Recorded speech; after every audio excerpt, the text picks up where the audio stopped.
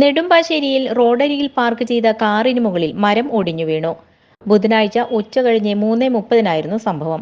വിമാനത്താവളത്തിൽ യാത്രക്കാരുമായി എത്തിയ ഇന്നോവ കാറിന് മുകളിലാണ് വാഗമരം ഒടിഞ്ഞു വീണത്. കാലടി റോഡിൽ പാർക്ക് ചെയ്തിരിക്കുകയായിരുന്നു. വാഹനത്തിനുള്ളിൽ ആളുകൾ ഇല്ലാതിരുന്നതിനാൽ അപകടം ഒഴിവായി. ഏറെ ഗതാഗത തിരക്ക് അനുഭവപ്പെടുന്ന കാലടി വിമാനത്താവള റോഡിലാണ് അപകടമുണ്ടായത്. അങ്കമാലി ഫയർഫോഴ്സ് എത്തി മരം മുറിച്ചു മാറ്റി. അസിസ്റ്റന്റ് സ്റ്റേഷൻ ഓഫീസർ PB സുനിയുടെ നേതൃത്വത്തിൽ സീനിയർ ഫയർ ഓഫീസർമാരായ സജാദ്, ഫയർ ആൻഡ് റെസ്ക്യൂ ഓഫീസർമാരായ വിപിൻ ഡാനിയൽ, വിനു വർഗീസ്, അഖിൽ ദാസ്, വൈഷ്ണവ് നിഖിൽ ദാസ്, ഹോംഗാർഡ് ലിൻസോ പൗലോസ് എന്നിവർ രക്ഷാപ്രവർത്തനത്തിൽ പങ്കെടുത്തു.